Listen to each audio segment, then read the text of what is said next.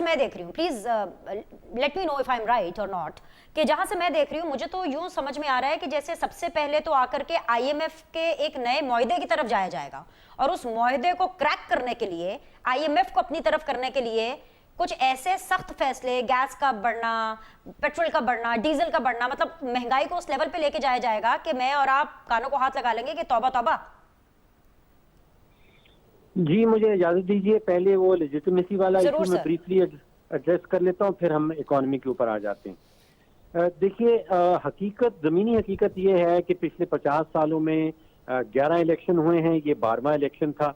जो पहले 11 इलेक्शन हैं, उन इलेक्शन, हर एक इलेक्शन के बाद धांधली के इल्जामात लगे हैं। 2018 आपको वक्त याद होगा, इलेक्शन होने के फौरन बाद इतने शदीद और सीरियस किस्म के धांधली के इल्जाम लगाए गए थे कि मुझे याद आता है कि 450 पिटीशंस इलेक्शन ट्रिब्यूनल में जमा करवाई गई थी उस वक्त।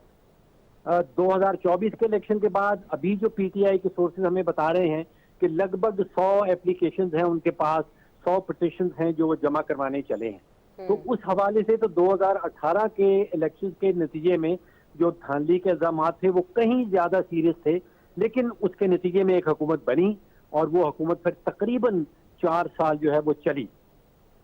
तो एक तो मुझे ये लग रहा है कि लेजिटिमेसी का यहाँ पे कोई इशू नहीं है। 12वां इलेक्शन हो गया है, इलेक्शन के ऊपर धांधली के इल्जामात लग रहे हैं, वो लगते रहेंगे। इलेक्शन ट्रिब्यूनल्स में वो पिटीशन जाएंगी और इलेक्शन ट्रिब्यूनल कानून और आइन के मुताबिक उनका फैसला करेगा। हुकूमत साजी के ऊपर उसका कोई असर नहीं होगा। मईशत के ऊपर आ जाते हैं। आपने बिल्कुल दुरुस्त कहा। मेरा भी ख्याल है कि सबसे पहला इशू आईएमएफ का होगा।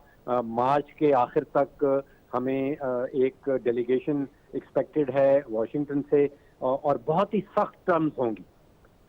मुसीबत यह है कि पाकिस्तान ने कोई 25 अरब डॉलर की, जिसको हम कहते हैं एक्सटर्नल फॉरेन एक्सटर्नल रिक्वायरमेंट, कि 25 बिलियन डॉलर की हमने पेमेंट्स करनी है बैरूनी लेंडर्स को, वो आईएमएफ के बगैर होता नहीं। और आईएमएफ का पैकेज जो है वो पहले से कहीं बड़ा चाहिए होगा। मिनिमम मेरे ख्याल में कि 6 बिलियन डॉलर का पैकेज चाहिए होगा और उसके नतीजे में फिर जो मल्टीलैटरल लेंडर्स हैं, जो बाईलैटरल लेंडर्स हैं, world bank, Asian development bank, Islamic development bank, वहां से भी मजीद कर्जाजात लेने होंगे और फिर वो जो 25 बिलियन डॉलर की हमारी रिक्वायरमेंट है वो जाके कहीं पूरी होगी। तो ये तो हुकूमत की रिक्वायरमेंट है। जो 24 करोड़ पाकिस्तानी हैं उनका इस वक्त सबसे बड़ा माशी इशू जो है वो महंगाई का है। अभी हुकूमत के अपने आदाद शुमार बताते हैं कि गैस की कीमतों में तकरीबन 1100% इजाफा हुआ है पिछले 12 महीनों के अंदर। टमाटर कोई 80-90% ऊपर हैं, चीनी 50-52% ऊपर है।